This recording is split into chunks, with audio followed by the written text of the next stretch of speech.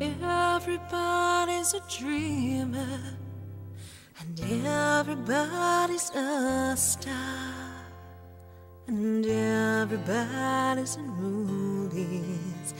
It doesn't matter who you are. There are stars in every city, in every house, on every street. And if you walk down Hollywood Boulevard, their names are written in concrete.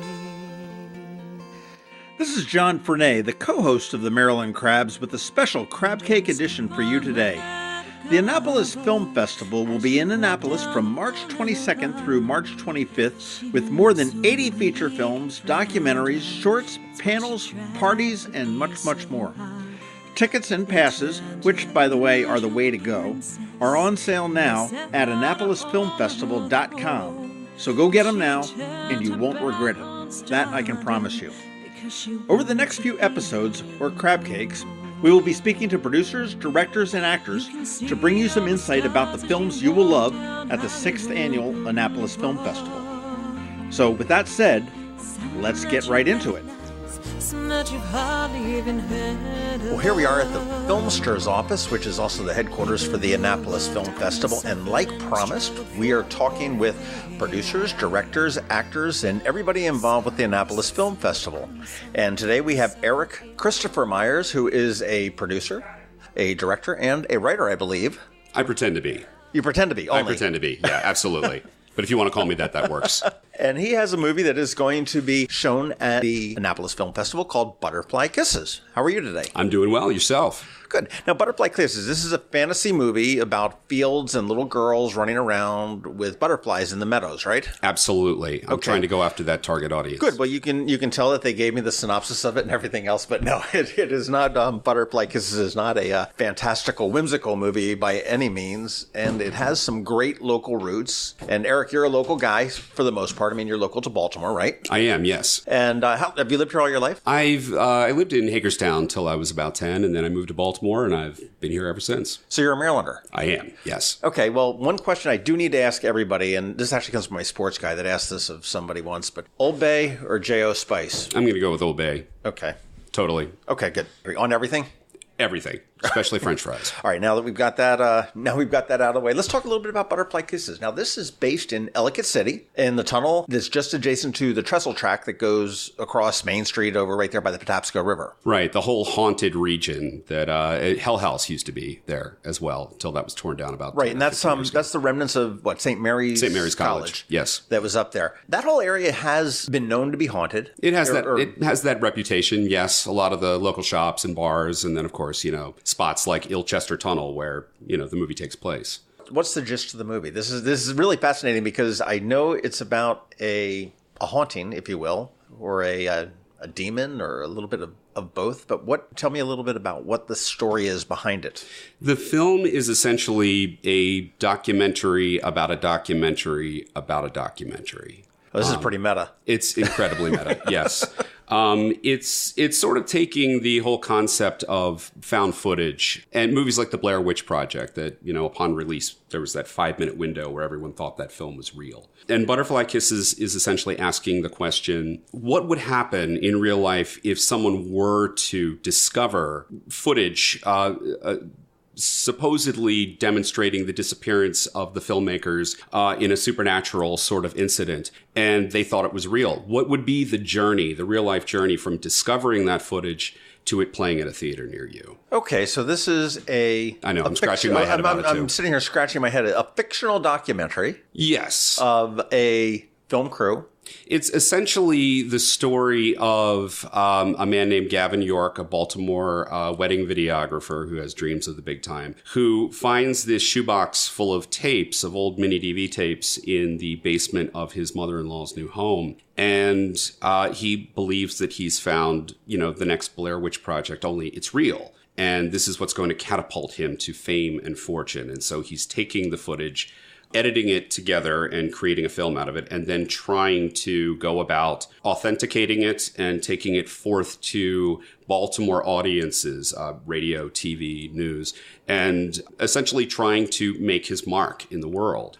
He's met with a lot of skepticism, though. So it's a documentary that I'm shooting about him about his documentary. Exactly. And I think it was funny that you said he found a box full of, what was it? Mini DV tapes. Mini DV tapes? Yes. And I think that's funny because I guess 20 years ago they would have found boxes of Super 8. Exactly. Exactly. So it's not too far in the distance. But the story behind the butterfly kisses and the urban legend. I say the urban legend. The story is essentially there is a train tunnel in Ellicott City, Ilchester Tunnel, and dates back to about 1903. And this is a place that has a reputation for being haunted. And the legend goes that if a person goes to Ilchester Tunnel at exactly midnight and stands on the far side of the trestle and stares straight down to the end of the tunnel without blinking for 1 solid hour, from midnight to 1 a.m.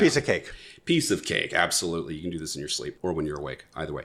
But if you can keep your eyes open for 1 solid hour without blinking once, this apparition called Peeping Tom or the Blink Man, depending on what generation you are and what name has been ascribed to this being, will appear. And the gag, though, is that once you've seen him, you can't unsee him. So no matter where you are, no matter where you look, he's always going to be in the background. And every time you blink, he gets 1 step closer and 1 step closer and 1 step closer till he's nose to nose with you and then literally scares you to death. And the butterfly kisses, the throw out to when somebody is so close to you, they're blinking their eyes. Exactly. So, if you have the force of will to be able to, last to that last blink where he is nose to nose with you, and you're trying to prevent yourself from that last blink that'll get you, he has these very long eyelashes and he'll tickle your cheeks and sort of force you to blink.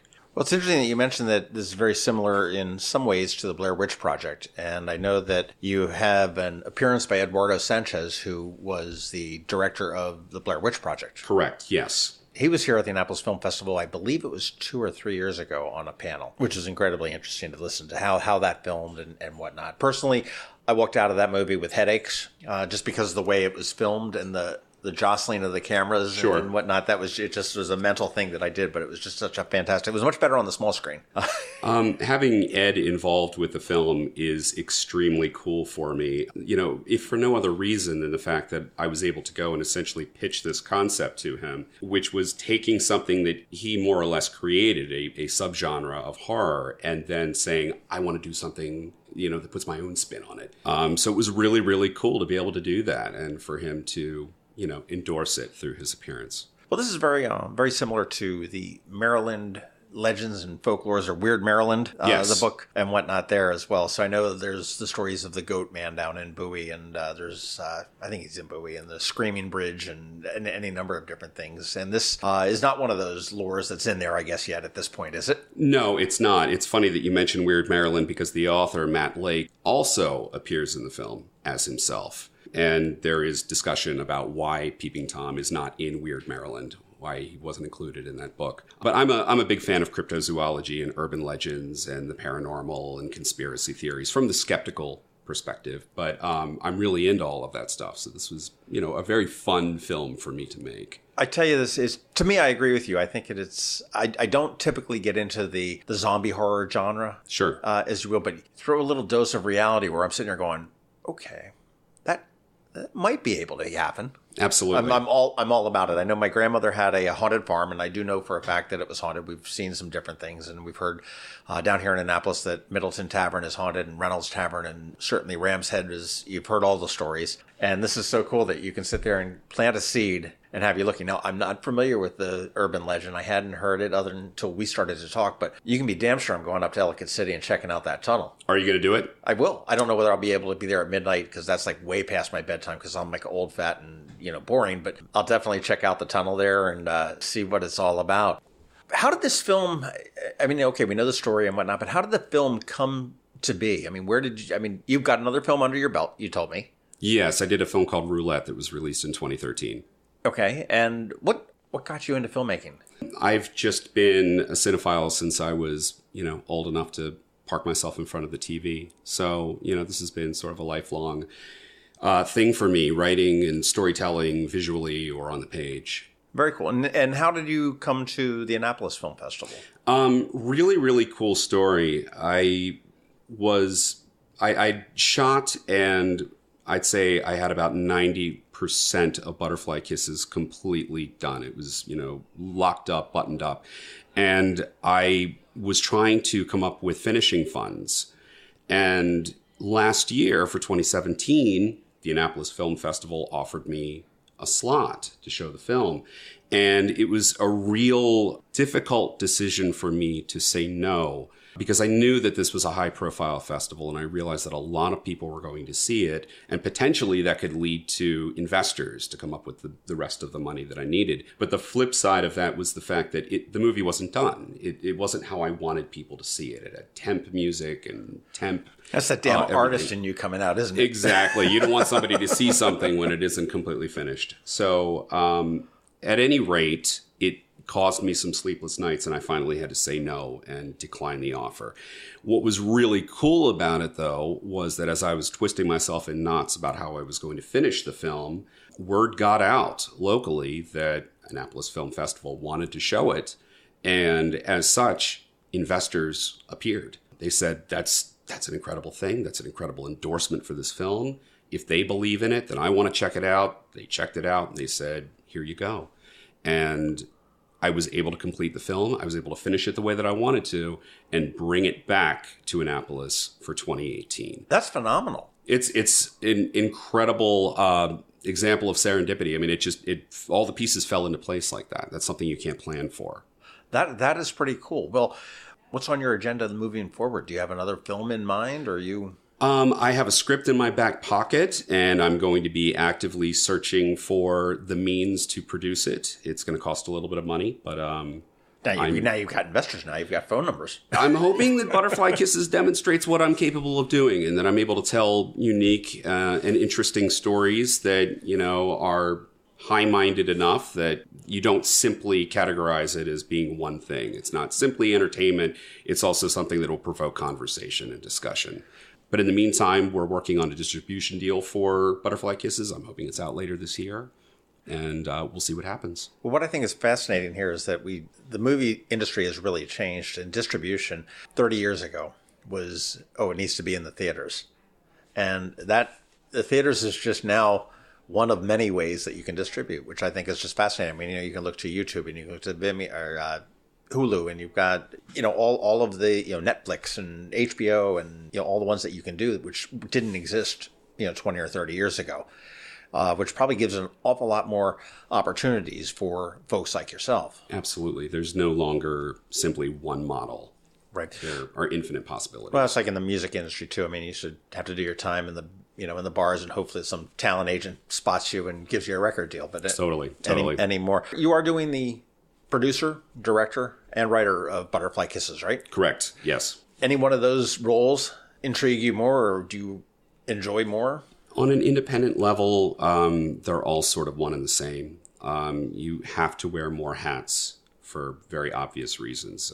Smaller crews, smaller budgets, and all of that. So you were like cleaning up the set when you were done at the end, right? Oh, absolutely. Absolutely. But yeah, as a storyteller, I like to write my own stories and then direct them. And I worked with the cinematographer, Kenny Johnson, as my co-editor. He did a fantastic job. He comes from documentary filmmaking. And so having him as a component of this film took it into a place that was very real, very genuine. Since you are doing it all, do you see yourself maybe having a problem if somebody has given you a script that they have written, bringing it to life? No, I don't think so. I think, there are always opportunities to, realize someone else's story. That's not a difficult thing for me. But I feel that a lot of what allows me to tell unique and somewhat off-kilter stories, whether it's Roulette or it's Butterfly Kisses or anything I want to do moving forward, is having that initial vision, being able to write it, and then being able to pitch that and say, this is what it looks like on the page, but this is what it's going to look like on the screen. Roulette, can we see that anywhere? Yeah, absolutely. It was released by R Squared Films in late 2013. It's available through Amazon, Best Buy, Target, Walmart, Barnes & Noble. Where do we learn more about Erik Kristopher Myers. Hit me up on Facebook, Erik Kristopher Myers.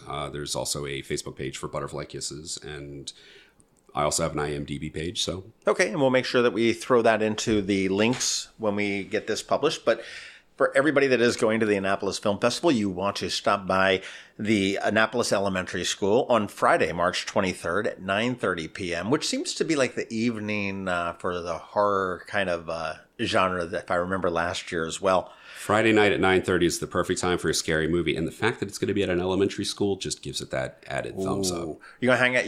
You're obviously going to be there. You're local. Absolutely, yes. And you're going to speak afterwards. And if anybody wants to hear me talk, I'm always happy to talk. It's fair enough. Until I'm told to shut up, I'll run my mouth. All right. Well, I think you and I are shut up about now. We've gone a little bit long, but Erik Kristopher Myers, the producer, director, and writer for Butterfly Kisses, which will be premiering at the Annapolis Film Festival on March 23rd. That's Friday night at 9:30 at Annapolis Elementary School. Make sure you go out and get your passes and your tickets to the film festival. We will see you on Friday night. Awesome. Looking forward to it. Thank you so much.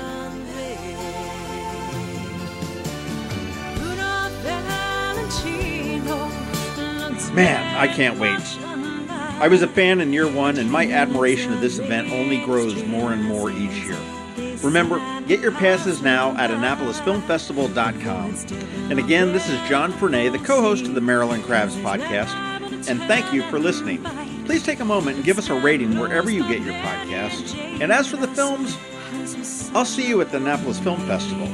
And remember, voices strong, minds open. Was a non-stop Hollywood movie show. Fantasy world of celluloid villains and heroes. 'Cause celluloid heroes never feel any pain, and celluloid heroes never really die. Everybody's a dreamer, and everybody's a star, and everybody's in showbiz. It doesn't matter who you are. And for those who are successful, be always on your guard. Success walks hand in hand with failure.